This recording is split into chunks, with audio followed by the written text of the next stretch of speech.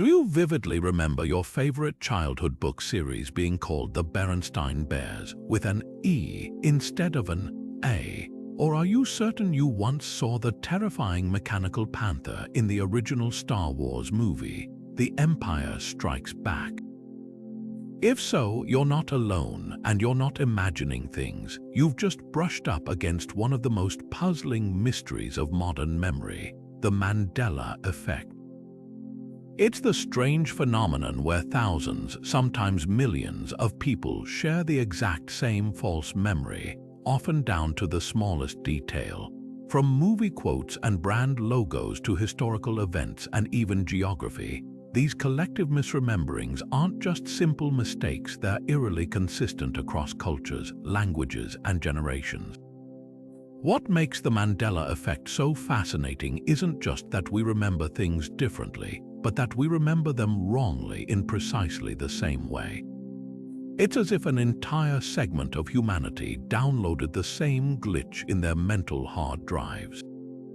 And that raises a truly mind-bending question. Are these shared false memories simply quirks of how our brains store information, influenced by suggestion and social reinforcement? Or could they be something far stranger, something that challenges not just how we see memory, but how we see reality itself? In this video, we're going to dive deep into the Mandela effect and explore two compelling and wildly different explanations. On one hand, we have the scientific perspective, the idea of collective false memory, where psychological and sociological factors trick us into believing something that never happened.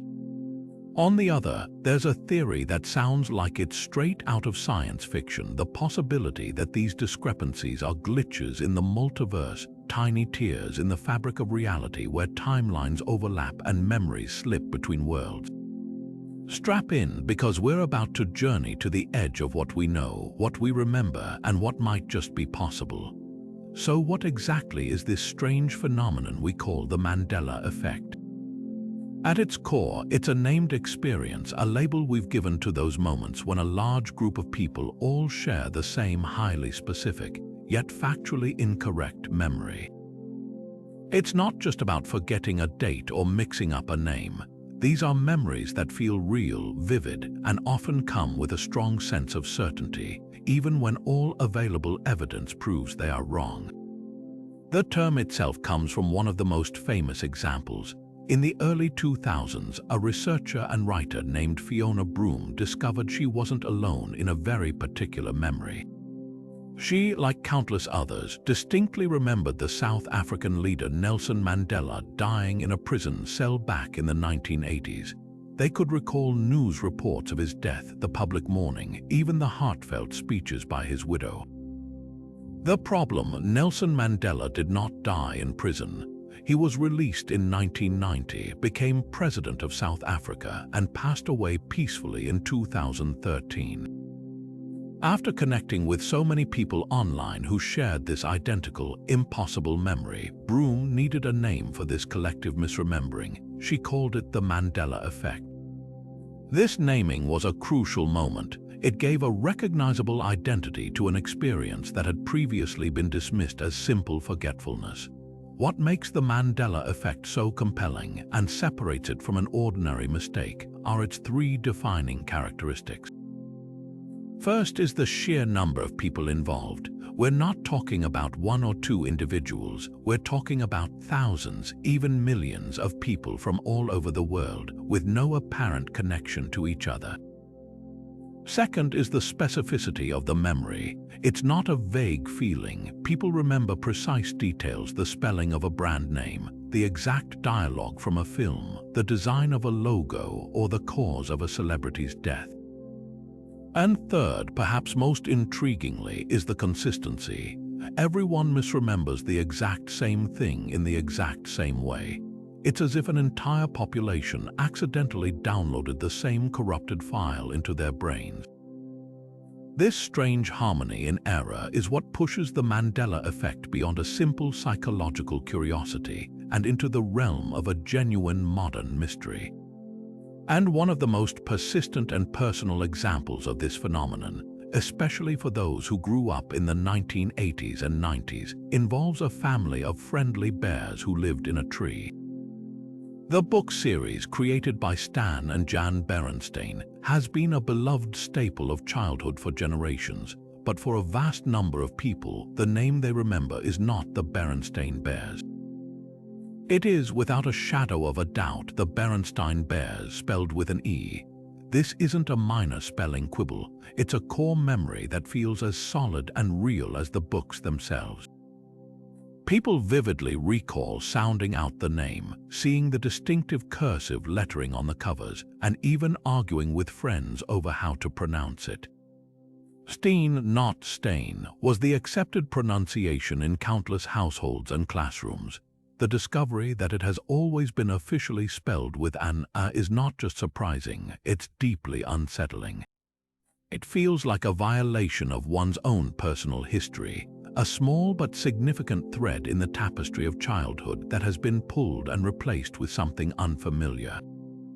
The emotional weight of this specific example cannot be overstated. This isn't a misremembered historical date or a fuzzy movie quote, it's a tangible artifact from our formative years. Viewer anecdotes pour in by the thousands, each one echoing the same profound sense of cognitive dissonance. One person might describe the specific moment they pulled their old, worn copy from a box in their parents' attic, only to stare in disbelief at the printed Berenstain on the cover, a word that looked utterly foreign and wrong. Another will recount a childhood memory of a librarian correcting their pronunciation, only to now question which of them was actually correct all along. For many, the strength of this memory is tied to the physical act of tracing the letters on the page with a finger, the look of the typography, the sound of a parent's voice reading the title aloud. These are deep, multisensory memories which makes their collective inaccuracy so psychologically powerful. It forces a quiet but profound question. If I can be this certain about something that is demonstrably false, what else do I remember wrong? From a psychological standpoint, the Berenstain Bears mystery is a perfect storm of factors that can lead to a false memory. The name Berenstein is far more common linguistically, following a familiar pattern seen in names like Einstein or Goldstein. Our brains, which are wired for pattern recognition and efficiency, might naturally default to the more common Stein ending because it requires less cognitive effort than the unusual Stain. Furthermore, the books were often encountered in childhood, a time when we are less critical of details and our memories are still being formed. When we heard parents or teachers say the name, it was often mispronounced as Berenstein, simply because that's what the spelling appeared to be at a glance. This auditory reinforcement, combined with the visual cue of cursive writing that can make A and E look similar, created a perfect environment for a collective error to take root and flourish, passed down almost like a cultural myth. But if the Berenstain Bears example feels like a personal glitch in your own childhood memory, then the case of the fruit of the Loom logo is something else entirely, a collective hallucination of a symbol that, according to all official records, never existed. This is perhaps the most visually jarring and widely reported Mandela effect, one that leaves people questioning their very eyes. Ask anyone to describe the classic fruit of the Loom logo, and a huge number will give you the same detailed description. An assortment of fruits, an apple, grapes, currants, and leaves spilling neatly out of a woven cornucopia, that classic horn of plenty you see in Thanksgiving decorations. The image is clear, specific, and for millions completely undeniable. The conviction people feel about this memory is astounding. They can describe the brown, basket-like texture of the cornucopia, the way the fruits were arranged in and around its opening, and its distinct curved shape. This isn't a vague impression, it's a crisp visual memory often tied to mundane, everyday experiences. People remember seeing it on clothing tags itching at the back of their necks, on laundry packets in the supermarket, or on television commercials. For a symbol that supposedly isn't real, the mental image people carry is remarkably consistent and vivid across countless individuals. Yet, when we turn to the evidence, the story takes a bizarre turn. The official corporate history of the fruit of the Loom logo, documented in trademark filings and company archives, shows no such cornucopia. The logo has evolved over the decades, but it has consistently featured just the cluster of fruits with leaves. There is no horn, no basket, no cornucopia in any iteration. Current and vintage advertisements, product packaging, and even old company catalogs all present the same fruit and leaves arrangement. For those who remember the cornucopia, this factual evidence doesn't feel like a correction. It feels like a contradiction of reality itself. It's as if they've opened a history book to find a famous battle never happened. So why is this false memory so persistent? The psychological explanation often points to the power of association and schema.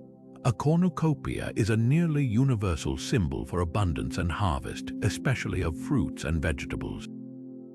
Seeing a pile of fruit by itself might subprime our brain to expect the container that logically accompanies it. Furthermore, many of us were introduced to the concept of a cornucopia in school around the same time we were becoming aware of brand logos, potentially creating a strong, albeit incorrect, associative link. Our brains, striving for narrative coherence, might have seamlessly inserted the expected symbol into our memory of the logo, creating a false but perfectly logical detail that feels entirely real. This case becomes a cornerstone of the Mandela effect because it demonstrates how a powerful cultural symbol can influence and reshape individual memory on a massive scale, creating a shared fiction that feels truer than the truth. Yet if a misplaced basket of fruit challenges our visual recall, the case of the Monopoly Man takes this distortion of memory and pins it directly onto one of the most recognizable characters in pop culture. Ask anyone to describe the mascot of the classic board game, Rich Uncle Pennybags, and a vast majority will instantly conjure an image of a portly, mustachioed gentleman in a tuxedo and top hat, and crucially, they will insist he wears a single, circular monocle over one eye. This detail feels as integral to his character as his cane or his money bag. The monocle completes the picture of the archetypal, old-timey capitalist. It's the perfect accessory for a character designed to embody wealth and a certain kind of fussy, Gilded Age extravagance.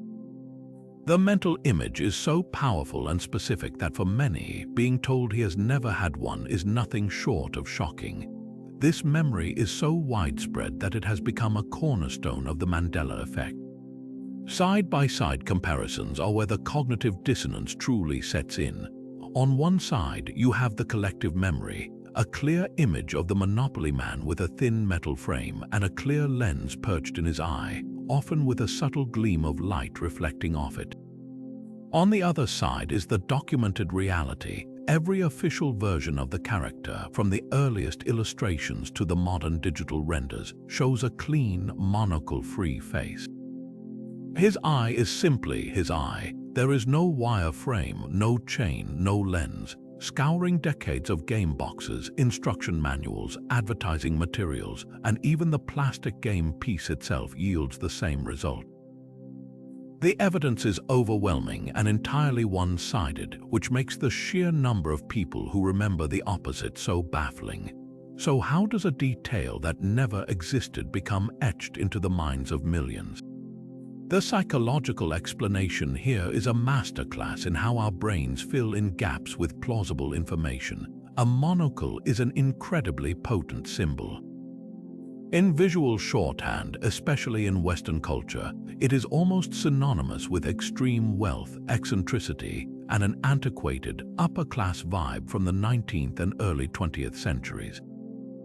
Everything else about Rich Uncle Pennybags' design, the top hat, the tuxedo, the cane, the white gloves, even his name, screams old money tycoon. Our brains, which are constantly making associations to help us quickly process information, see this collection of symbols and automatically add the one missing piece that makes the character archetype complete, the monocle. It's a form of unconscious pattern completion. We don't just see the character, we see what the character is supposed to be, and our memory dutifully records that assumption as fact. This is further reinforced by cultural osmosis. The image of a wealthy man with a monocle is a staple in countless cartoons, films, and other media. Characters like Mr. Peanut, the Planter's Nut mascot, who very famously does wear a monocle, strengthen this association.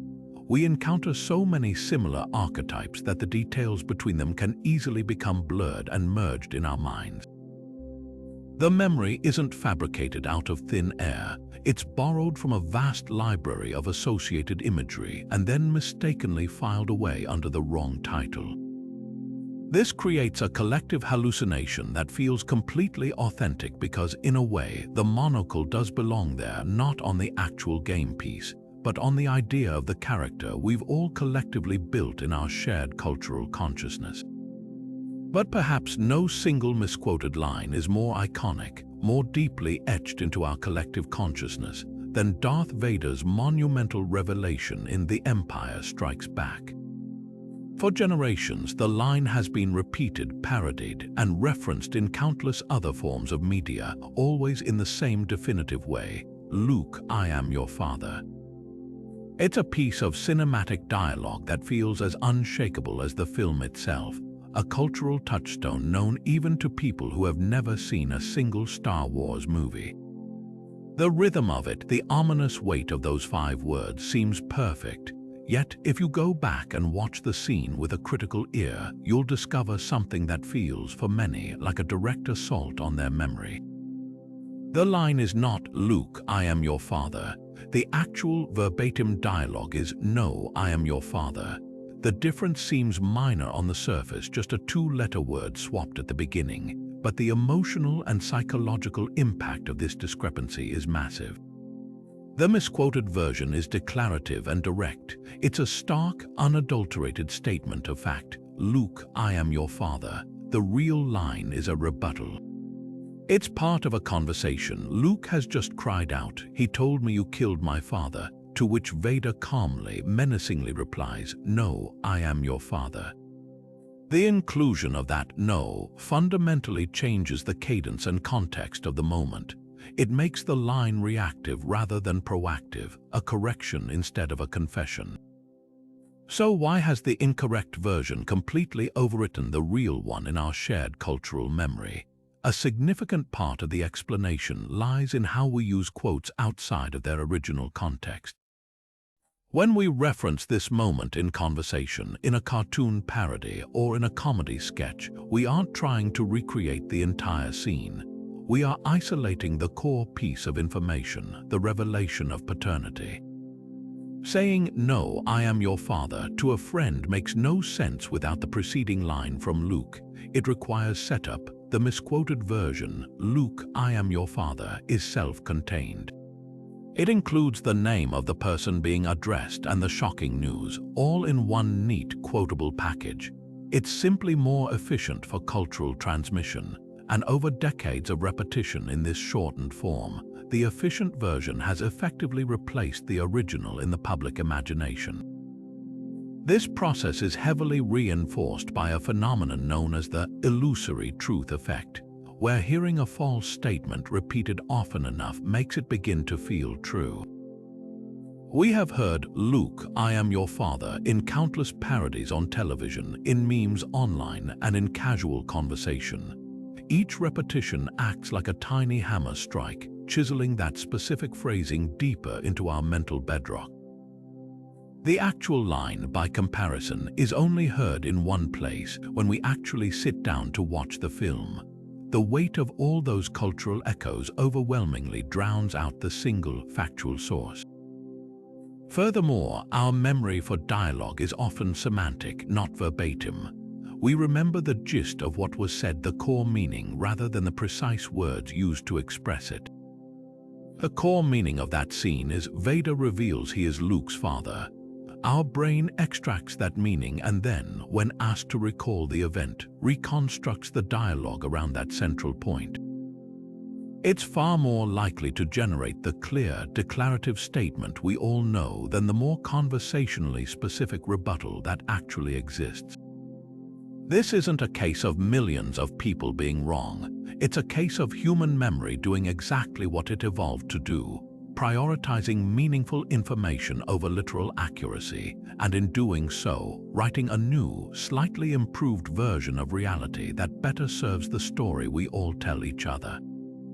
This subtle but distinct difference between the popular memory and the cinematic reality leads us to another iconic misquote, one that originates from a much older and equally beloved story. From the dark, jewel-toned chambers of the evil queen's castle in Disney's classic Snow White and the Seven Dwarfs, a line echoes through generations of film history. Most people would confidently recite the queen's haunting question to her mystical oracle as "Mirror, mirror on the wall, who's the fairest of them all?" The rhythm is perfect, the rhyme scheme is satisfying, and it feels inherently right. However, just like Darth Vader's line, the actual dialogue in the 1937 film is different. The queen does not say, "Mirror, mirror." She addresses the object as "magic mirror on the wall." The reason this particular misquotation has taken such a firm hold in our collective consciousness is a fascinating blend of linguistics, literature, and the power of a good story's evolution. The original source material for Disney's film was the German fairy tale collected by the brothers Grimm, and the famous line in that story is traditionally translated into English as "mirror, mirror on the wall." This translation predates the Disney film by many decades, becoming the standard way the story was told in English-speaking households. When the movie was released, Disney's screenwriters made a conscious choice to alter the line to "magic mirror," likely to emphasize the supernatural nature of the object and to better fit the cadence of the scene. But the older, more widely read literary version had already planted a powerful seed in the public's mind. Our brains are also incredible pattern-matching machines, and they have a strong preference for what is called euphony, a pleasing and harmonious sound. The phrase "mirror, mirror" utilizes alliteration, where the repetition of the M sound creates a musical, almost spell-like quality that is very memorable. It also creates a rhythmic couplet that is easier for our minds to latch onto and recall. "Magic mirror," while still alliterative, doesn't have the same immediate sing-song repetition. The simpler "mirror, mirror" version is linguistically more sticky. It adheres to our memory with greater tenacity because it feels more like a classic nursery rhyme or a chant, which is exactly the tone the scene is trying to evoke. Furthermore, the cultural reinforcement of the misquoted line is immense. For decades after the film's release, the "mirror, mirror" version continued to be used in storybooks, cartoons, and everyday conversations. It became the standard shorthand for referencing the scene, much like the "Luke, I am your father" misquote. This creates a powerful feedback loop. We remember the line as it is most commonly used around us, not necessarily as it exists in the original source. Our memory is social and collective. It is shaped by our community's retelling of stories. So when an entire culture adopts "mirror, mirror" as the correct phrase, that collective agreement becomes its own form of truth, overwriting the actual audio from the film itself for millions of people. This isn't a case of forgetting. It's a case of our memories being constantly rewritten by the world we live in. A world that often prefers a smoother, more poetic version of the truth. But if misremembered lines of dialogue challenge our ears and mistaken logos confuse our eyes, then the case of New Zealand's location presents a truly global puzzle, one that plays out on the very map of the world itself. For a surprising number of people, their mental image of the South Pacific is fundamentally wrong. They carry a clear and certain memory of New Zealand being situated to the northeast of Australia, a large island sitting comfortably off the coast of Queensland or New South Wales. This memory feels so concrete that seeing the real placement on a map, with New Zealand hanging far to the southeast, isolated in the Tasman Sea, can be a genuinely disorienting experience. It feels like a continent has suddenly shifted, a fundamental anchor of our world's geography that has come unmoored. This isn't a simple error in distance or scale. It's a complete 180-degree flip in cardinal direction. The psychological impact is profound because geography is one of the things we learn as an objective, unchanging fact. We don't expect the positions of entire countries to be up for debate. The evidence against this memory is, of course, absolute and immediately accessible. Any world map, globe, or digital mapping service like Google Earth clearly shows Australia and New Zealand separated by the Tasman Sea, with New Zealand lying firmly to the southeast. Historical maps confirm this has always been the case. There is no point in recorded history where their relative positions were different. This makes the collective misplacement not just a mistake, but a coordinated one, as if a significant portion of the global population attended a geography class in a slightly different universe. So how could such a widespread geographical misconception take root? The explanation is a fascinating mix of cognitive psychology and the quirks of how we commonly see the world represented. Most of us are first exposed to world maps not on a globe, which accurately represents spherical geography, but on two-dimensional wall maps or in atlas pages. On these flat projections, countries are often moved slightly or their sizes distorted to fit the rectangular format, a necessity of the cartographic trade known as the Mercator projection. However, this alone doesn't explain the Northeast-specific error. A more compelling theory points to the influential and ubiquitous placement of another large landmass, North America. For those living in the Western Hemisphere, particularly in North America, the world is often mentally mapped from their own perspective. On a standard flat map, the continent of North America is typically centered or placed toward the top.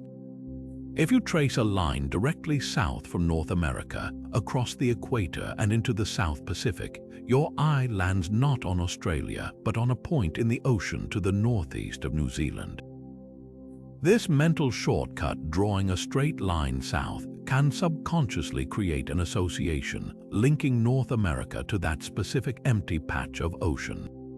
Then, when we look for New Zealand, our brain might automatically place it in that nearby, familiar, landmark location relative to our own continent, rather than in its true position relative to Australia. Furthermore, our brains are wired to create efficient, simplified mental models called schemas. We often group things together based on association rather than precise location. Australia and New Zealand are constantly paired together in conversation, in news reports about Australasia, in travel packages, and in sporting events like the Rugby Championship. This strong associative link can trick our mind into placing them closer together and in a more logically adjacent position. Northeast feels like a natural, tidy placement. Southeast, by comparison, feels more isolated and distant. This cognitive bias toward neatness and association overrides the factual coordinates, resulting in a clean but entirely incorrect mental map shared by millions. While the misplacement of a country or the misquoting of a movie line can be startling, some Mandela effects strike at the very core of our foundational knowledge, challenging what we believe to be basic, unquestionable facts. One of the most common and persistent examples of this is the widespread belief that the United States of America has 51 or even 52 states. For many people around the world, and even for a surprising number of Americans, this fact feels as solid as the ground beneath their feet.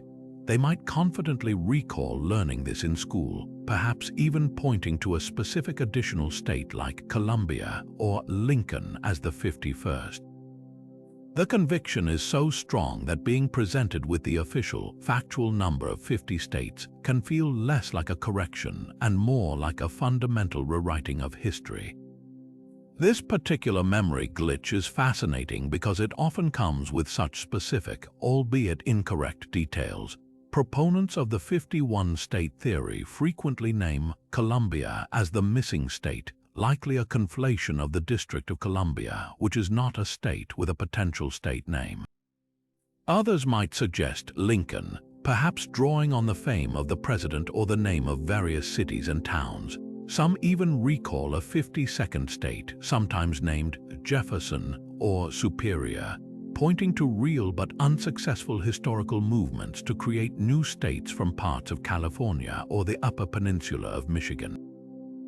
The fact that these proposed states have real-world echoes adds a layer of plausibility that makes the false memory even more resistant to correction. Debunking this is a matter of straightforward historical and political record.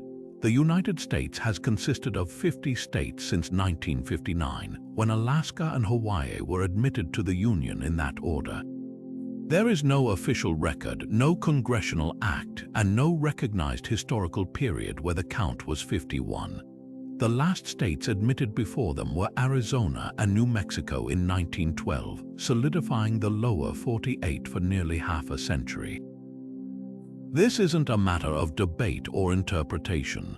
It is a concrete fact documented in every official government record, encyclopedia, and educational textbook for over 6 decades. So why does this false memory persist with such strength? The psychological and educational factors at play are multifaceted and powerful. A key contributor is the existence of U.S. territories, particularly Puerto Rico and Washington, D.C. Puerto Rico, for instance, is often discussed in political news in the context of its potential future statehood. It has its own Olympic team and a distinct cultural identity, yet its residents are U.S. citizens. This unique state-like but not a state status can easily create cognitive confusion. For a child learning geography or an adult passively consuming news, the line can blur, and Puerto Rico can be mistakenly catalogued in the mind as the 51st state. Similarly, the District of Columbia, with its D.C. abbreviation and its central role in national government, is another prime source of confusion. We say Washington, D.C. so often that it can sound just like any other state capital, leading to the erroneous belief that Columbia is a state surrounding the capital city. Our educational system itself might also play an unintended role. Many of us first learn about the 50 states through songs, maps, or puzzles in elementary school. This process often involves a great deal of rote memorization. It's not uncommon for a teacher to ask a classroom of students, "How many states are there?" and for the enthusiastic, chorused answer to occasionally slip into 51. This could be a simple mistake by one student that influences others, or it could be a moment of miscounting a map. Once that number is planted in a young, impressionable mind, it can become a core memory that feels just as true as any other fact learned that day. The memory of learning there are 51 states becomes a memory about the event itself, and the factual error gets locked in place, resistant to later factual information. Furthermore, the concept of 51 has permeated popular culture as a kind of shorthand for the next new thing or an unknown variable. We have the 51st state concept in political discourse, films titled The 51st State, and the expression is used metaphorically to discuss areas that might one day gain statehood. This constant cultural hum around the idea of a 51st state creates a background frequency of suggestion that can subtly influence our memory. We hear the phrase so often that our brain begins to accept it as a reflection of current reality, not a speculative future possibility. This combination of factual ambiguity around territories, early educational experiences, and powerful cultural metaphors creates a perfect storm for a collective false memory, proving that even the most basic facts we hold to be self-evident can be subject to the strange and compelling power of the Mandela effect.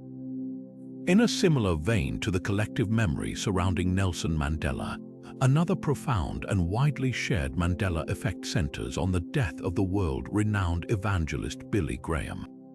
For a significant number of people, the news of his passing is not a recent event from 2018, but a memory from a decade or more earlier. Many individuals hold a vivid and unshakable conviction that Billy Graham died sometime in the early 2000s, or even as far back as the late 1990s. This isn't a hazy feeling of maybe I heard something. It's a concrete memory complete with specific, albeit fabricated, details that give it a powerful sense of reality.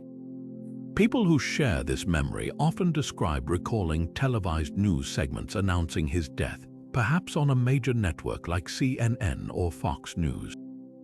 They can picture the somber tone of the newscaster, the scrolling headline at the bottom of the screen, and the switch to a prepared package of his life and legacy. Others remember reading lengthy obituaries in newspapers or prominent online news outlets, detailing his massive crusades and his role as a spiritual advisor to multiple U.S. presidents. Some can even recall conversations with family or friends about his death, discussing the impact he had on their faith or on American culture. The memory is so deeply embedded and richly detailed that being confronted with the factual timeline, that he lived a quiet life with illness until his death at the age of 99 in 2018, feels like a direct contradiction of their lived experience. This particular case is a masterful illustration of how false memories can be socially constructed and reinforced. The internet, particularly in the early 2000s, became a powerful accelerant for this phenomenon. It is entirely plausible, even likely, that false reports or internet hoaxes about Billy Graham's death did briefly circulate online during that era, as they have for many other celebrities. A single erroneous post on a forum, a misread headline, or a malicious piece of fake news could have been the initial seed. From there, the mechanism of social reinforcement takes over. One person might have mentioned the false report to a friend who then mentioned it to their family. In an era before instant fact-checking, that rumor could gain traction, becoming accepted as truth within certain social circles. Each time the story was repeated, it gained more credibility and felt more real. Our brains are also not perfect recording devices, they are associative engines. Billy Graham was an immensely famous figure for the latter half of the 20th century, but his public appearances diminished significantly in the 2000s due to his advancing age and failing health. For the public, he effectively faded from view. This absence can be psychologically reinterpreted by our minds as a final departure. When a beloved public figure disappears from the spotlight, it's a small cognitive step for our brains to conclude that they have passed away, especially if they were known to be elderly. This mental shortcut, combined with the faint echo of an old internet rumor and a conversation with a friend who also remembers it, coalesces into a full-blown, completely believable memory. The Billy Graham effect shows us that our memories are not just personal. They are communal, woven together from a tapestry of conversations, media snippets, and social cues that can sometimes weave a picture that, however convincing, never actually happened. So if our memories can feel so real yet be so completely wrong, what is actually happening inside our brains to create these convincing illusions? The most widely accepted explanation from psychology is not a glitch in the universe, but a feature of the human mind itself. This is the theory of false memory, a well-documented phenomenon where we recall things that never actually occurred. Our brains are not perfect video recorders archiving every moment of our lives. Instead, they are powerful but flawed reconstruction engines. Every time we pull up a memory, we're not playing back a saved file. We're actively rebuilding the event from scattered pieces of information. And in that process, details can be altered, added, or lost entirely. This reconstruction process is where something called confabulation comes into play. Confabulation isn't about lying. It's the brain's earnest attempt to fill in gaps in our memory with plausible information it fabricates on the spot. When you try to remember the name of that childhood book, your brain might have a gap where the exact spelling should be. It knows the general sound of the name, Beren something, and it knows that Stein is a very common ending for names. To create a complete and coherent memory, it seamlessly plugs that common ending into the gap. You're not consciously making it up, Your brain is simply providing the most logical puzzle piece to complete the picture, and it does so with such confidence that you experience it as a true memory. Another critical piece of the puzzle is source monitoring error. This is a fancy term for when our brains get confused about where a memory came from. Did you actually see the Monopoly man with a monocle on the game box itself? Or did you see a parody in a cartoon where he was drawn with one? Your brain might store the image of the character with a monocle, but over time it loses the source tag that says that image came from a Bugs Bunny episode, not from the actual board game. When you later try to recall what the Monopoly man looks like, that strong, clear image surfaces, and your brain, lacking the correct source information, incorrectly attributes it to your original experience with the game. The memory feels authentic because the image is real. It's just been filed in the wrong cabinet in your mind. This entire process is powerfully influenced by social reinforcement, something psychologists call the misinformation effect. We are social creatures, and our memories are constantly being shaped by our conversations and the people around us. If you grew up hearing everyone in your town pronounce it as the Berenstain Bears, that collective agreement becomes a form of social proof that reinforces the error. Hearing it repeated by people you trust makes it feel more true. Then, when you go online and discover thousands of other people who share that same specific memory, it feels like undeniable confirmation.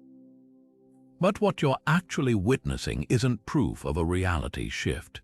It's the incredible power of social contagion, where a single mistaken idea can spread through a population, creating a shared false memory that feels uniquely personal to each individual. This powerful drive to conform and be accepted by our group is perhaps the single greatest amplifier of the Mandela effect in the modern age. Think about the last time you were in a conversation where a friend mentioned a specific, detailed memory.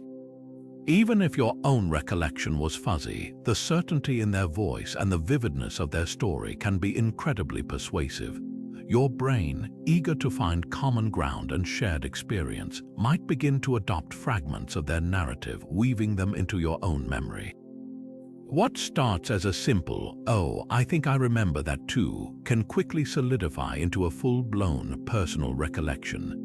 This isn't a sign of weakness, it's a fundamental aspect of how we build social bonds and create a shared understanding of the world around us.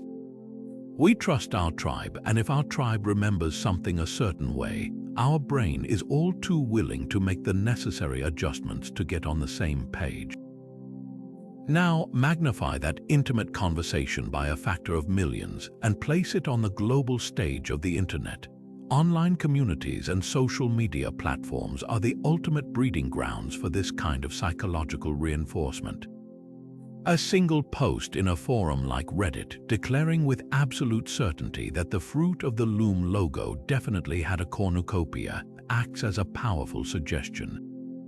Hundreds of people who had a vague, unformed memory suddenly see their fuzzy impression articulated with clarity and conviction. They then comment, "Yes, I knew it, I remember the woven basket perfectly." This creates a powerful feedback loop. The original post gains legitimacy from the comments, and the comments gain legitimacy from each other, creating a self-validating echo chamber where a false memory is continuously reinforced until it becomes an unquestioned fact within that community. Doubters are often dismissed or downvoted, further strengthening the group's consensus and making it even harder for an individual to trust their own conflicting memory. The algorithm then takes over, feeding users more and more content that aligns with this belief, surrounding them with a digital world that confirms the illusion. This process is accelerated by our innate desire for certainty and closure. An unexplained memory gap creates a feeling of cognitive dissonance, an uncomfortable mental itch. When someone presents a clear, specific, and widely believed answer, it provides immense psychological relief. Accepting that the Monopoly man had a monocle scratches that itch. It resolves the uncertainty and allows us to file the memory away as solved, even if the solution is incorrect. The social proof from thousands of online strangers makes that incorrect solution feel far more satisfying and real than the confusing, unresolved feeling of not knowing. We are, in a very real sense, collectively writing a story that makes sense to us, choosing a coherent narrative over a messy and inconvenient truth. The digital age hasn't created the Mandela effect, but it has given it a megaphone, allowing these shared false memories to form, spread, and solidify at a speed and scale that was previously unimaginable. And this influence doesn't just stop at misquoting famous lines. It actively rewrites our visual and narrative memories through a constant, low-level cultural bombardment. Think about how often you've seen a parody or a meme that intentionally gets a detail wrong for comedic effect. A cartoon might show the Monopoly man with an absurdly large monocle, or a comedy sketch might have a character dramatically declare, "Mirror, mirror on the wall," because it's a more recognizable and punchier line.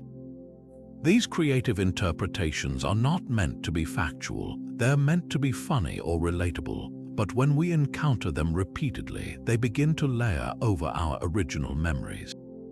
Our brains, always seeking the path of least resistance, start to pull the most frequently accessed version, the parody rather than the harder to recall original.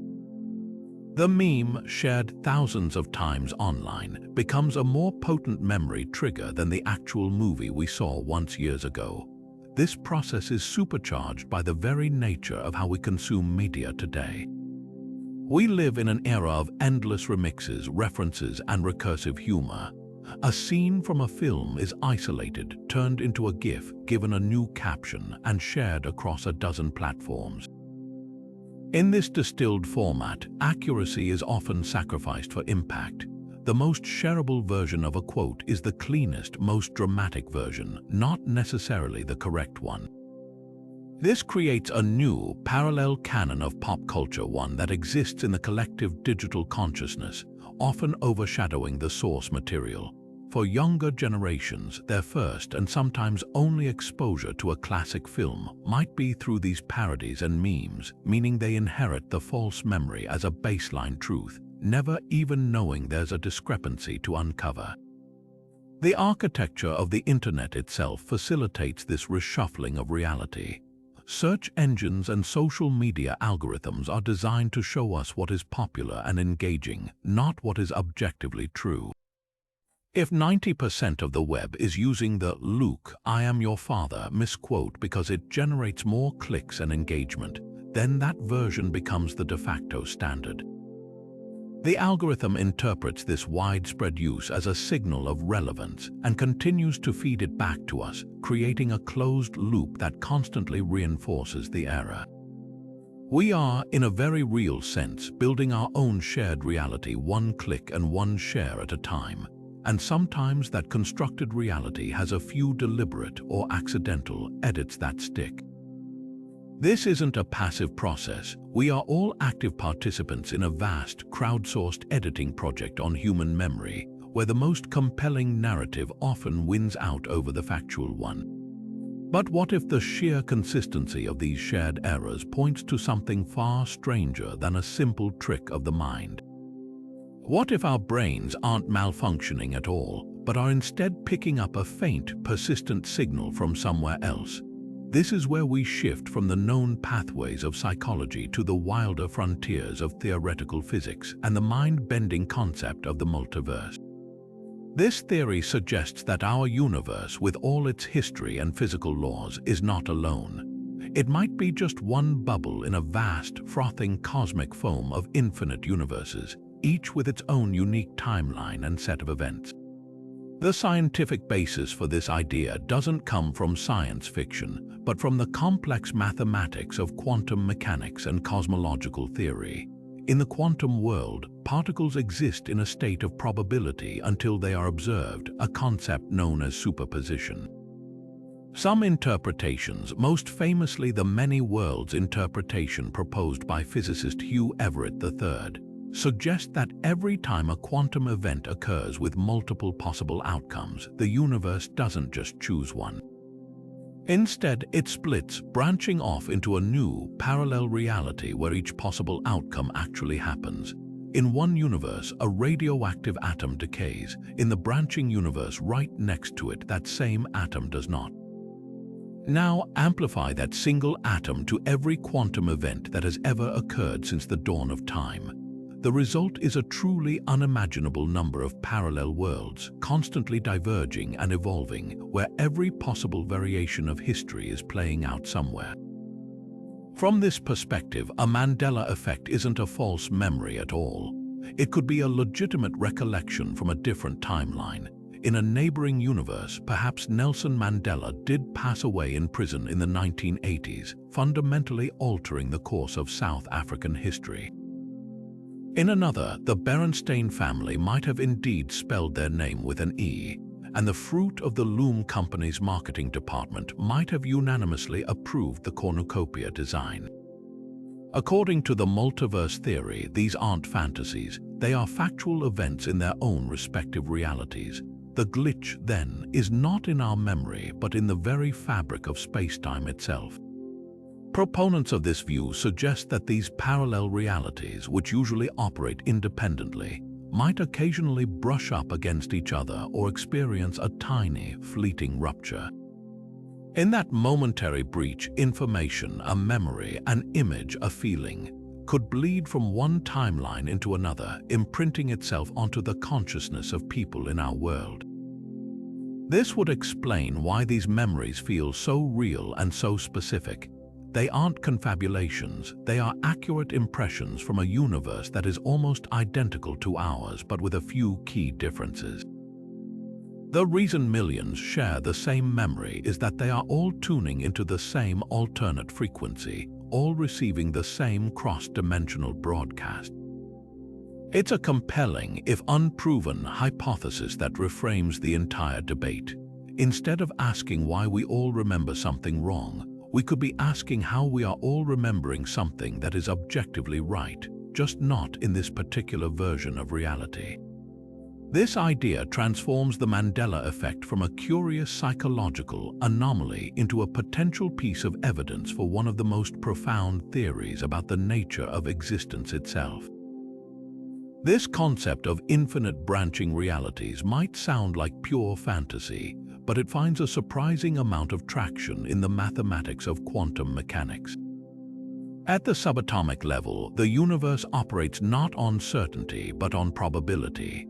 A particle isn't definitively in one place. It exists in a cloud of possible locations, a state known as superposition, only settling into a specific point when it is observed. The prevailing Copenhagen interpretation suggests this act of observation forces the particle to choose a state, collapsing the probability wave. But the many worlds interpretation, proposed by physicist Hugh Everett III in 1957, offers a radically different explanation. It argues that the wave function never collapses. Instead, at the moment of observation, the entire universe splits. In one new branch, the observer sees the particle in one location. In the newly created parallel branch, an identical version of that observer sees the particle in a different possible location. Now extend this single, microscopic quantum event to every single event that happens everywhere. Every time a photon reflects off a surface, every time an electron changes orbit, and crucially, every time a human being makes a conscious decision, the universe is proposed to branch.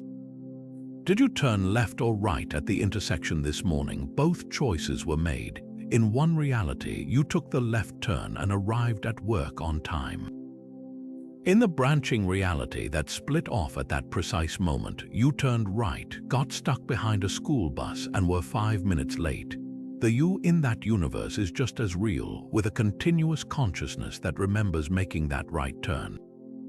This isn't a metaphorical thought experiment within the framework of this theory. It is a literal, physical description of reality, with every possible outcome mandated by the laws of physics occurring in its own separate, non-communicating world. The sheer scale of this idea is what makes it so breathtaking and so difficult to truly grasp. We are not talking about a handful of alternate timelines. We are talking about a number of parallel universes so vast that it dwarfs the number of atoms in our own observable cosmos. Every second, an incalculable number of new branches are splitting off, creating a sprawling, ever-expanding multiverse where every possible version of history is not just possible, but is actively being played out to its ultimate conclusion. In this cosmic ocean of realities, there is a universe where you never moved to your current city, a universe where the Roman Empire never fell, and yes, a universe where the Berenstain Bears are indeed spelled with an E. This is where the theory makes its tantalizing leap into the realm of the Mandela Effect. If our consciousness is somehow tethered to a single, continuous path through this labyrinth of branching timelines, what happens if there's a tiny, fleeting imperfection in that tether? Proponents of this view suggest that a Mandela effect could be a moment of brief cognitive resonance with a nearby, almost identical universe. It's not that we are misremembering, it's that we are accurately remembering an event from a timeline that is incredibly close to our own, a universe that only recently diverged from ours on a specific minor detail. The memory feels so vivid and specific because it is real, it's just not real here. The strong sense of collective agreement occurs because we are all tuning into the same adjacent frequency, all momentarily accessing the same parallel reality's history. It's as if the radio dial of our universe slipped for a second, and we all heard a few seconds of a broadcast from the station next door. The technological and philosophical implications of this are staggering. If true, it would mean that our minds possess a latent, unconscious ability to perceive beyond the boundaries of our own space-time. These shared memories would not be glitches, but glimpses, precious pieces of data suggesting that the cosmos is infinitely more complex and interconnected than we ever dreamed. It reframes the entire Mandela effect from a question of flawed human psychology to a potential, though entirely speculative, window into the true nature of a multidimensional existence. While this remains firmly in the realm of theoretical speculation without empirical proof, it provides a scientifically grounded framework, however fringe, that validates the profound and unsettling certainty so many people feel about their memories. It offers a narrative where they aren't wrong about the past, they are simply remembering a different one. But if the multiverse remains a tantalizing mathematical possibility, how could we ever possibly interact with it? This is where our story takes a fascinating turn from abstract theory to concrete, real-world machinery, specifically the most complex machine ever built by human hands, the Large Hadron Collider at CERN. Nestled beneath the border of France and Switzerland, this 17-mile ring of supercooled magnets is designed to smash protons together at nearly the speed of light, recreating conditions that haven't existed since the first moments after the Big Bang. Its primary mission is to uncover the fundamental building blocks of our universe, like the Higgs boson particle which gives other particles their mass. Yet, a compelling strand of speculation weaving through online forums and theoretical discussions suggests that these unimaginably powerful collisions might be doing something far more strange and profound than just discovering new particles.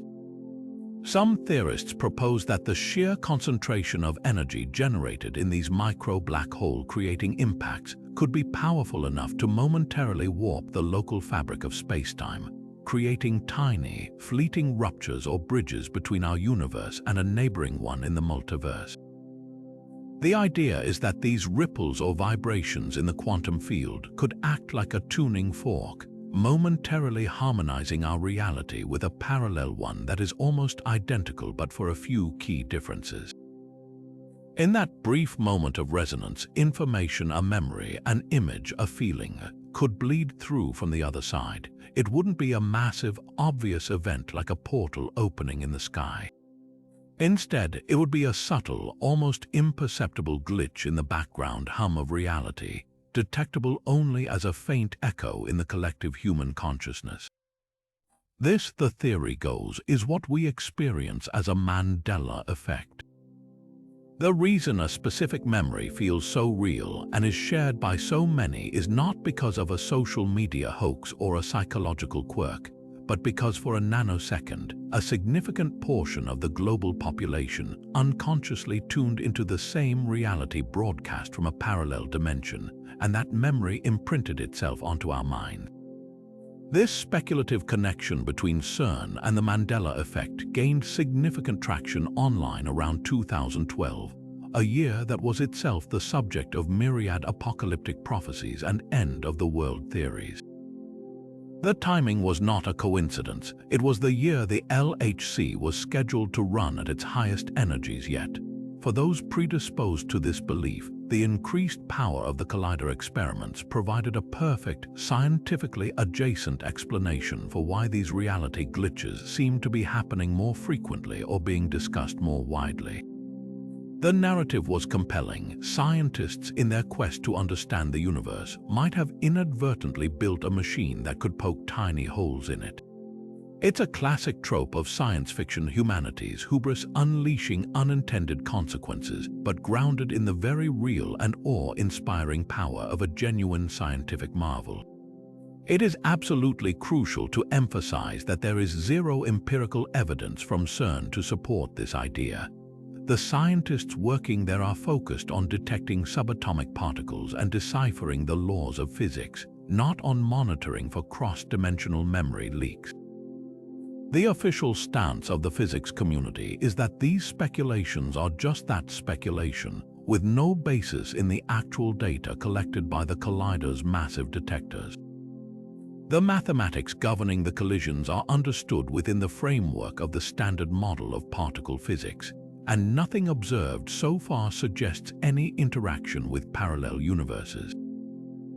However, the persistence of this theory speaks to a deeper, almost mythological need to find a tangible cause for a deeply intangible experience.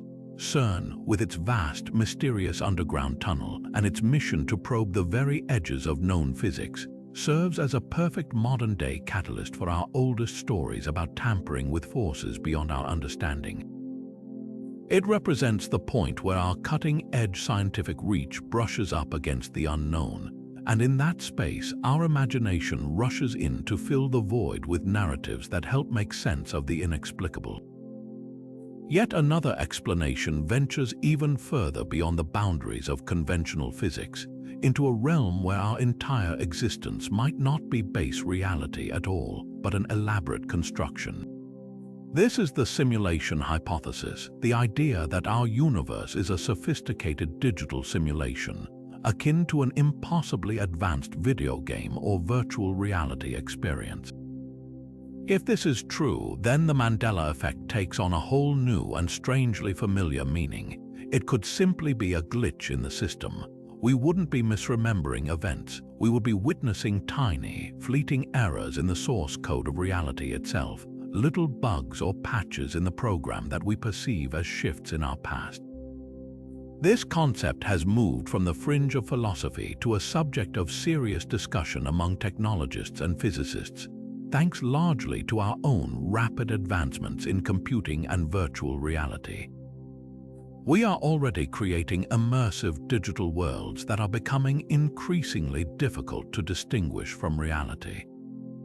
If our civilization can progress from text-based adventures to photorealistic virtual reality in just a few decades, it's not a huge logical leap to imagine a far more advanced civilization eventually creating a simulation so perfect that the conscious beings within it are entirely unaware of their digital nature. In fact, if such a civilization existed, they might create countless simulations, meaning the number of simulated beings would vastly outnumber the ones in the original reality. This simple probability leads some to argue that it is more likely we are in one of those many simulations than in the sole, original universe. Within this framework, every strange inconsistency in our world could be interpreted through a programmer's lens. A Mandela effect like the fruit of the Loom cornucopia might not be a memory error but a classic case of data corruption. A small piece of visual data in the Universal Asset Library gets overwritten or corrupted, and suddenly the texture for the logo is missing its central container object. Alternatively, these changes could be the result of an update or a patch. Perhaps the system administrators running the simulation noticed an inconsistency or decided to optimize a part of the code for better performance, and in doing so, they inadvertently altered a variable that changed a historical detail, creating a detectable discrepancy between the old saved data and the new live version. This theory resonates deeply because it uses a language we are all becoming fluent in, the language of technology. We've all experienced a software update that slightly moves a menu icon or changes a familiar feature. We've seen video game glitches where a character's accessory briefly disappears or a texture fails to load properly. The idea that reality might have its own version of these bugs feels less like far-fetched science fiction and more like a relatable technical hiccup on a cosmic scale. It provides a modern, digital age mythology for explaining the unexplainable, turning a bewildering memory phenomenon into something that almost makes logical sense. The simulation hypothesis doesn't require belief in alternate dimensions or quantum consciousness. It just requires accepting that our reality might be running on a computer somewhere, and even the most advanced computers are not perfectly immune to errors. While the psychological mechanisms for false memories have always existed, the digital age has acted as a colossal amplifier, turning what might have been isolated, curious anecdotes into a globalized cultural phenomenon. Before the internet, if you vividly remembered a cornucopia in the fruit of the Loom logo, you might have mentioned it to a few friends or family members. If they disagreed, you'd likely just shrug it off as a personal quirk, a simple mistake you'd made. The internet removed that isolation, connecting millions of people who all shared the same specific, unusual memory. It provided the crucial ingredient for the Mandela effect to thrive: scale. A single person thinking they remember something differently is a memory error. 10 million people remembering the exact same wrong thing is a mystery worth investigating. Online platforms, particularly forums like Reddit and dedicated Facebook groups, became the perfect petri dishes for these shared memories to grow and strengthen. A user could post a simple question like, "Did the Monopoly man used to have a monocle?" and instantly receive hundreds of replies from strangers across the world, all affirming the memory with their own detailed anecdotes. This instant validation is incredibly powerful. It transforms a private doubt into a publicly verified experience, creating a powerful sense of community around what is essentially a shared cognitive glitch. These spaces become echo chambers where the false memory is continuously reinforced, not through malice but through enthusiastic agreement. The more people who join the conversation to say, "Yes, I remember that too," the more legitimate the memory feels, making it increasingly difficult for any dissenting, factual voice to be heard. This process is supercharged by the very algorithms that shape our online experience. Social media platforms are designed to show us content that engages us, and nothing is more engaging than a mystery that challenges our perception of reality. Once you interact with a single post about the Mandela effect by pausing to read it, liking it, or leaving a comment, the algorithm takes note. It begins to curate your feed, serving you more and more content about other Mandela effects, suggested groups to join, and videos to watch. You are quickly funneled into a personalized bubble where the phenomenon feels not just real, but overwhelmingly common. The algorithm isn't judging the truth of the content. It's simply responding to your engagement, creating a feedback loop that constantly confirms your suspicion that reality might be shifting. The sheer speed and reach of viral content act as the final accelerant. A compelling TikTok video or a well-edited YouTube short about a Mandela effect can be seen by millions of people in a matter of hours.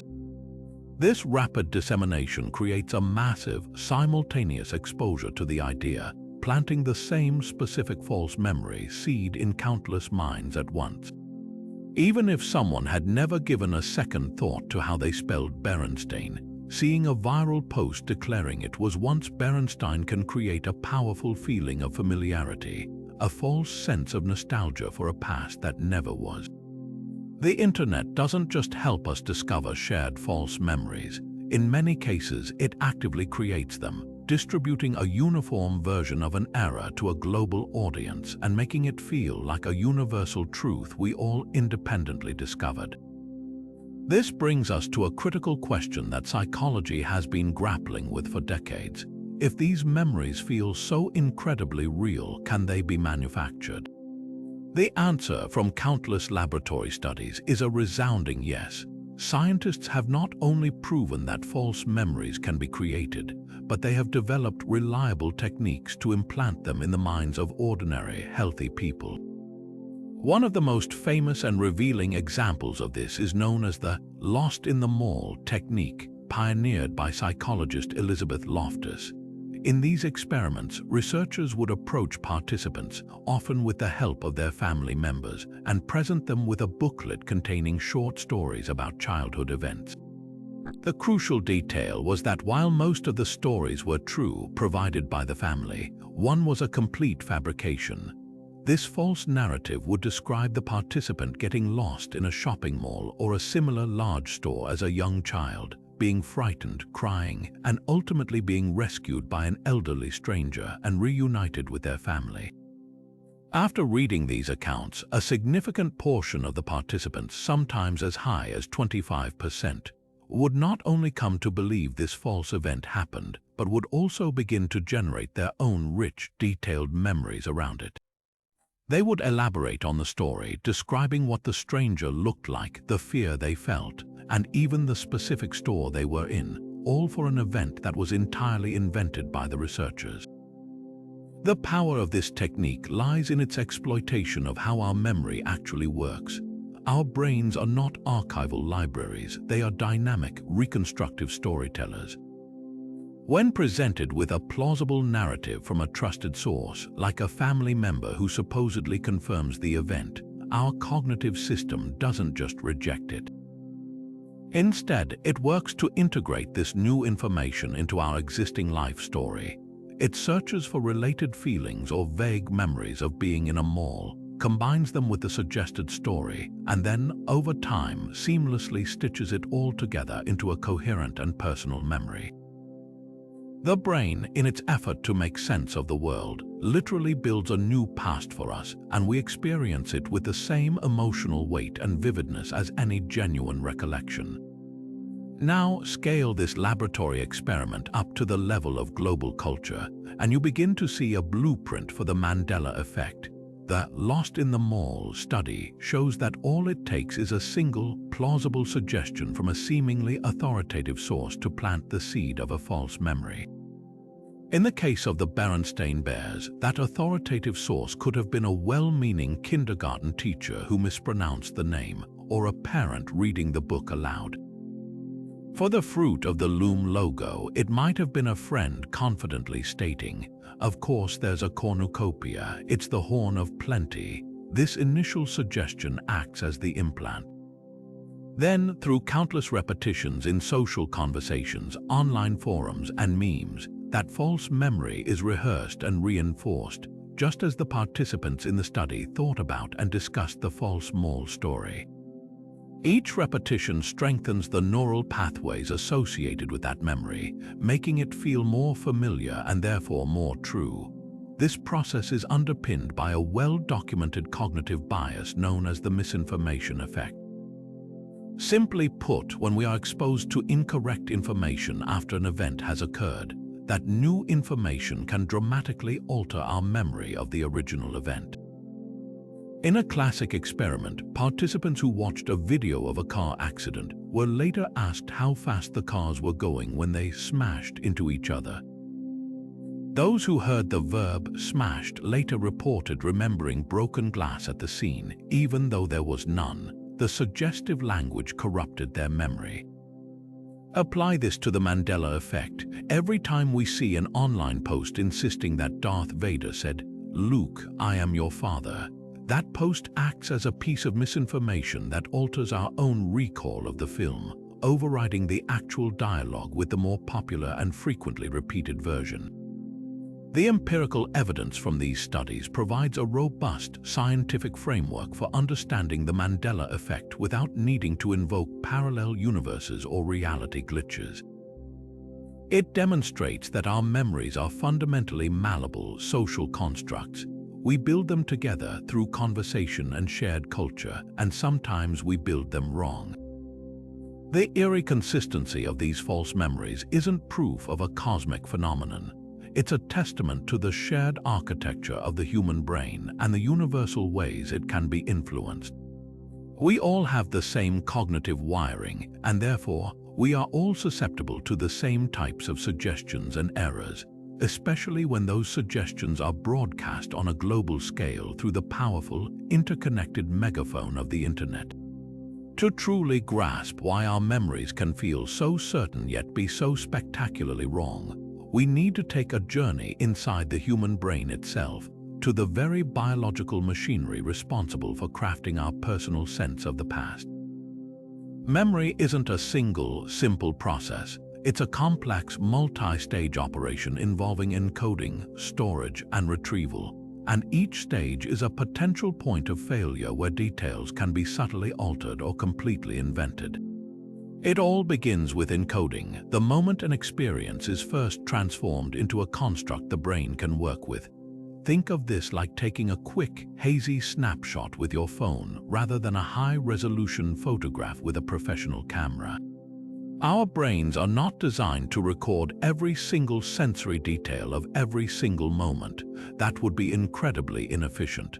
Instead, they are masters of selective attention, focusing on the gist of an experience, the core meaning, the emotional weight, the general idea, while often letting the specific, literal details remain fuzzy. When you glance at the fruit of the Loom logo on a T-shirt tag, your brain might encode the general concept, a bunch of fruit with leaves. It's not necessarily taking a perfect pixel-by-pixel mental picture of the exact arrangement or the presence or absence of a container. This initial, imperfect capture is the first and most crucial step toward a future false memory. Once encoded, that memory doesn't get filed away in a single, neat folder. It's broken down into its constituent parts and distributed across different regions of the brain for storage. The visual aspects of the memory, the colors and shapes of the fruit might be stored in the visual cortex. The emotional context of maybe buying the shirt with a parent is handled by the amygdala. The name fruit of the loom itself is a verbal memory stored in the language centers. The hippocampus, a small seahorse-shaped structure deep in the brain, acts as the master librarian, creating an index that ties all these scattered fragments together into what we will later experience as a single, coherent memory. But this system is inherently fragile. Over time, as new experiences are layered on top, that index can become slightly corrupted. The neural connections linking the various fragments can weaken or be rerouted, making the stored information less stable and more open to influence. This brings us to the most error-prone stage of all, retrieval. This is the grand illusion of memory. We feel like we are playing back a recorded file, but what we are actually doing is an active, dynamic reconstruction. Your brain's librarian, the hippocampus, races around to all the different departments, gathering up the scattered pieces of the memory and assembling them on the fly into a narrative. And here's the critical part. If a piece is missing or seems out of place, your brain doesn't leave a blank spot. It confabulates. It automatically and unconsciously fills in the gap with what it deems the most logical or probable information, drawn from your expectations, your general knowledge, and your past experiences. So, when you try to recall that logo, your brain has the fragments for fruit and leaves. It knows that fruit is often presented in a cornucopia, a powerful symbol of abundance you learned about in school. To create a complete, sensible picture, it seamlessly inserts the cornucopia into the memory. You aren't consciously lying. Your brain is simply doing its job of providing a complete story. and it does so with such confidence that you experience the fabricated detail as a genuine recollection. This biological vulnerability is precisely why certain types of information are so prone to becoming Mandela effects. Brand logos, movie quotes, and song lyrics are often encountered passively and repeatedly in low-attention context. We see a logo on a rushed trip to the supermarket or hear a movie quote in a noisy room. We aren't studying them with focused intent. This results in a weak, gist-based initial encoding. Furthermore, these details are frequently tied to powerful cultural schemas, those mental shortcuts and patterns we use to understand the world. A wealthy, old-fashioned tycoon archetype schema includes a monocle. A fairy tale queen's incantation schema includes the poetic repetition of "mirror, mirror." When our actual memory is vague, our brain readily defaults to the stronger, more familiar schema, overwriting the factual detail with the expected one.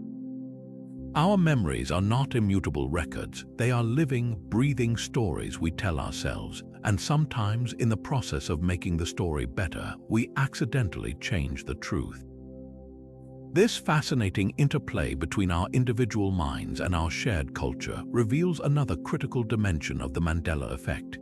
It is not a universal, one-size-fits-all phenomenon. The specific memories that glitch often depend heavily on our cultural background and the era in which we grew up, adding a rich sociological layer to the psychological and speculative ones. A person's location and generation can act as a powerful filter, determining which alternate facts feel viscerally real to them and which simply sound like someone else's mistake. Consider the vast world of international branding and media dubbing. A classic American Mandela effect, like the misquoted line from Star Wars, might not resonate at all with someone who grew up watching a dubbed version of the film in another language. In the French dub, for instance, Darth Vader's line is translated as "Non je suis ton père," which directly mirrors the correct English "No, I am your father." The rhythmic, misquoted version that English speakers grapple with simply doesn't exist in that linguistic context. Similarly, the Berenstain/Berenstein puzzle is almost exclusively an English language issue, as the name's pronunciation and common suffixes are specific to that language.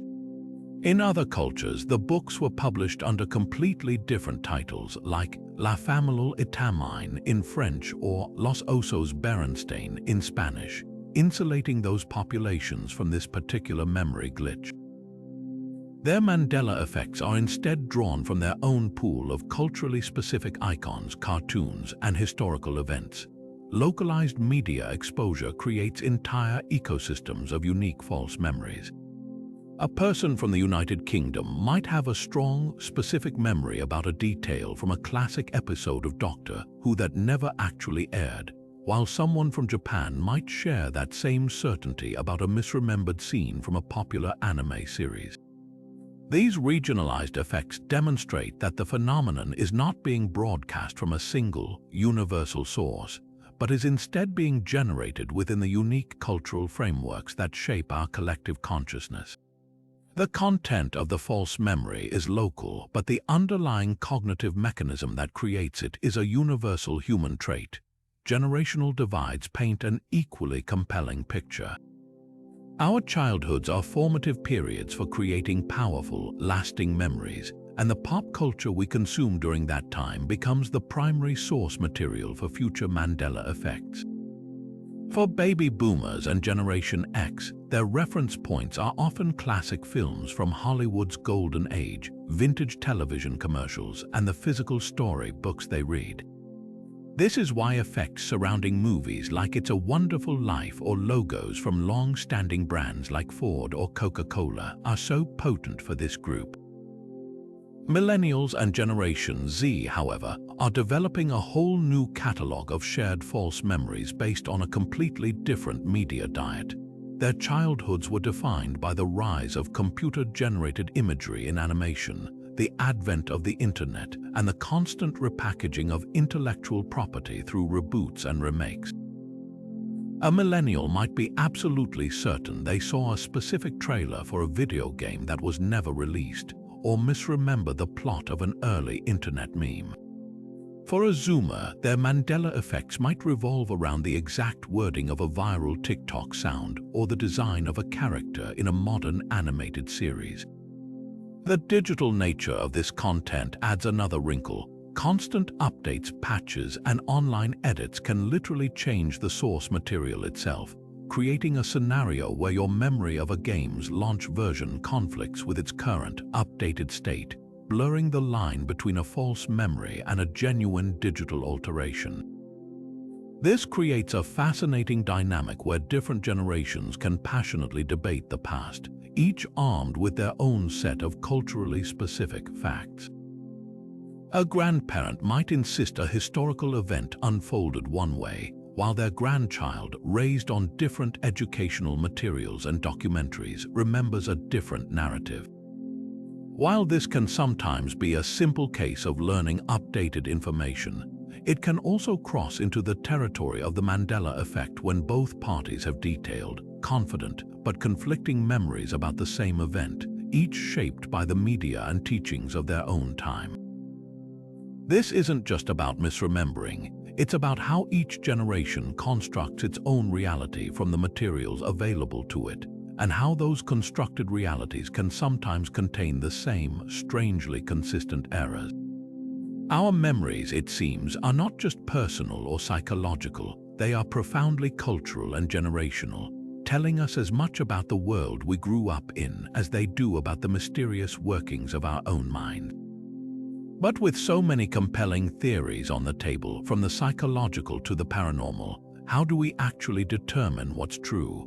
The most reliable tool we have is also the simplest, a healthy application of skepticism and a commitment to following the evidence. When we systematically investigate these famous examples with factual records, a clearer, more grounded picture begins to emerge, one that points not to glitching realities, but to the fascinating and predictable quirks of human cognition. Let's return to some of the most iconic cases with a detective's eye. The conviction that the fruit of the Loom logo featured a cornucopia is so powerful that it feels like an undeniable truth. Yet, when we examine the company's own historical trademark filings, advertising materials, and product packaging from every decade, the evidence is unanimous and absolute. There is no version of their logo that includes a cornucopia. The current design, a cluster of fruit with leaves, is directly descended from the very first logos used in the late 19th century. One can browse through digital archives of vintage magazine ads or watch old television commercials and find the same consistent image. The cornucopia is entirely absent. This isn't a case of a changed timeline. It's a case of a powerful cultural symbol, the horn of plenty, being so logically connected to a pile of fruit that our brains automatically insert it to make the image more complete and meaningful.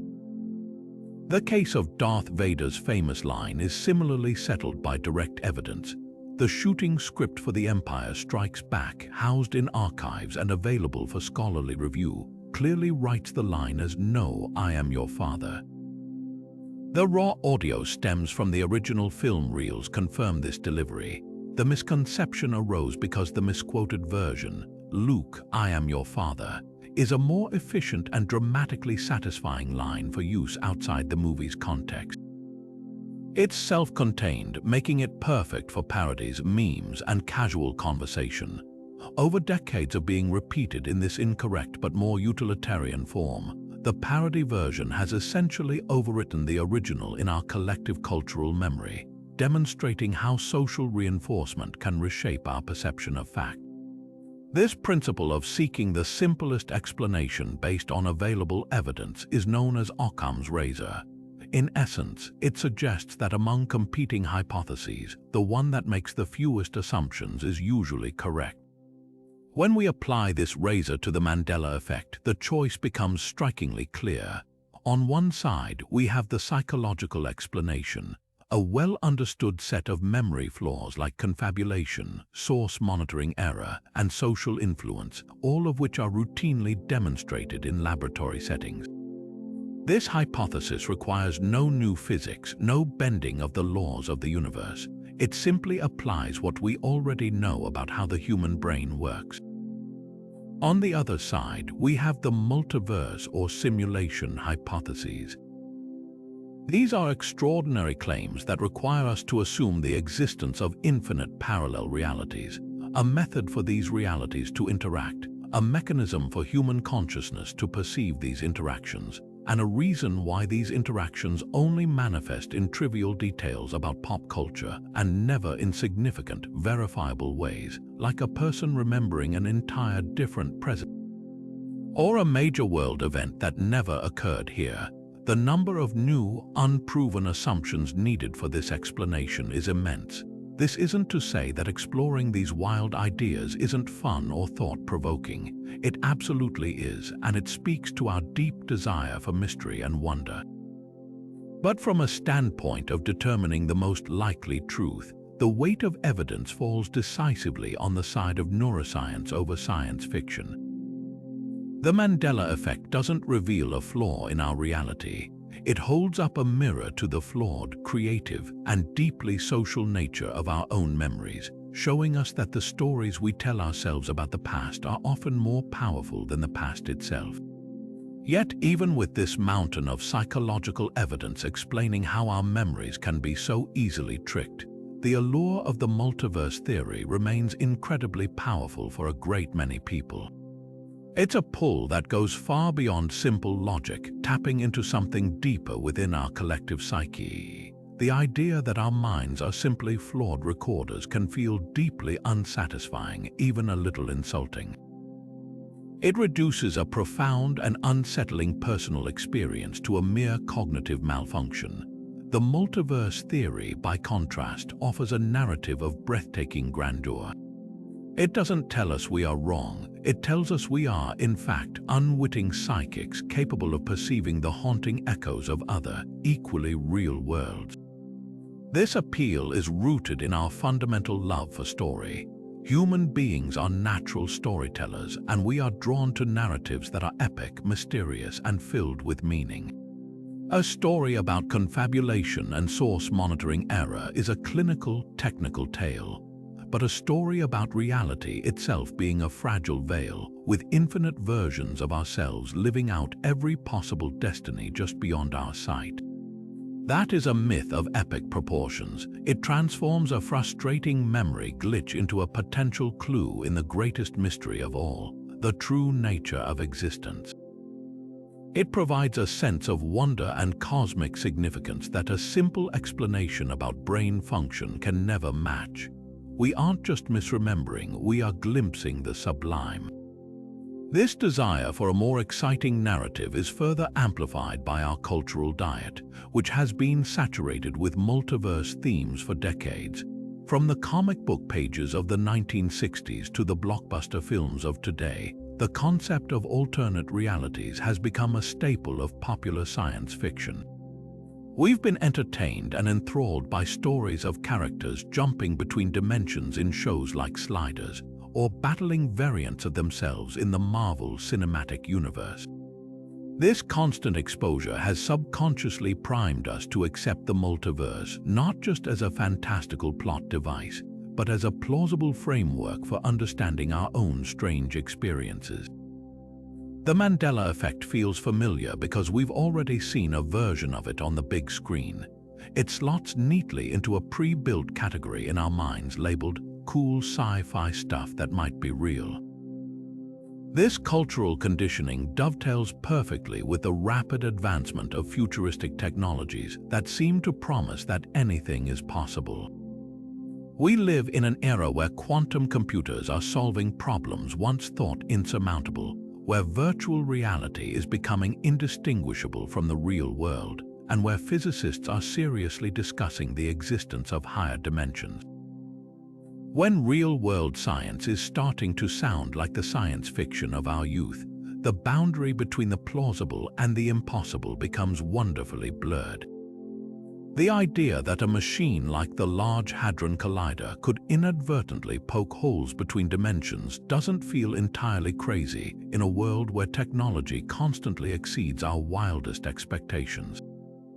The multiverse theory aligns with a future that feels exponentially stranger and more full of potential than the past, offering a vision of tomorrow where the Mandela effect isn't an error to be corrected, but an ability to be understood and harnessed. Ultimately, the theory's greatest strength is that it validates a profound and personal feeling of certainty.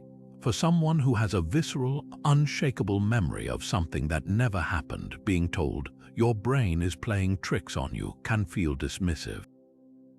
The multiverse explanation, however, honors that certainty. It says, you are right to trust that feeling because it is a real memory. It's just from a different you in a different timeline. This provides a powerful sense of comfort and agency. It turns a moment of cognitive dissonance into a moment of empowerment, suggesting that our consciousness might be far more vast and interconnected than we ever imagined. In the face of a confusing and often chaotic world, the multiverse offers a story that is not only exciting but also deeply affirming, making our individual experiences part of an infinitely larger, more magnificent cosmic picture.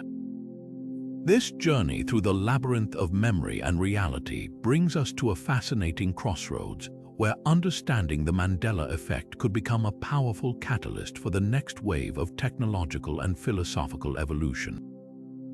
If we seriously entertain the notion that our consciousness might be capable of perceiving information from beyond our own timeline, it sparks a series of profound questions about the future we are building. The development of virtual and augmented reality is already blurring the lines between the physical and the digital, creating simulated experiences that feel increasingly real. But what if the ultimate goal isn't just to create convincing illusions, but to develop interfaces that can tune into the actual signal of other realities? This isn't just science fiction, it's a speculative engineering challenge that some researchers are beginning to ponder. The concept would involve moving beyond simply displaying pre-rendered graphics and instead creating a system that acts as a resonant receiver, perhaps leveraging our understanding of quantum entanglement or other non-local phenomena to detect and interpret the informational echo of parallel worlds. Imagine a device not unlike a sophisticated radio, but one that tunes into frequencies of existence rather than electromagnetic waves, translating the data into a sensory experience we can perceive. The ethical and philosophical implications of such a possibility are staggering and would force us to completely redefine concepts of identity, privacy, and even reality itself.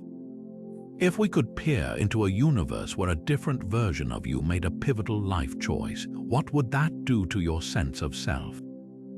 Would it create a paralyzing existential crisis or foster a liberating sense of possibility? The potential for misuse would be enormous, from corporate espionage conducted by spying on a reality where a competitor's product succeeded, to unprecedented forms of psychological warfare. The very notion of a singular, objective history would dissolve, replaced by a living tapestry of infinite what-ifs.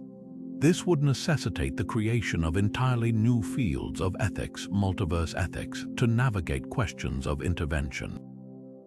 If we saw a version of our world on a path to imminent catastrophe, would we have any right or responsibility to try and send a warning, effectively attempting to alter a timeline that is not our own? The philosophical weight is immense, challenging the core of what it means to be an individual and a member of a society when that society has infinite variations. This exploration dovetails perfectly with current trends not just in VR and AR, but in the broader pursuit of metaphysical and consciousness technologies.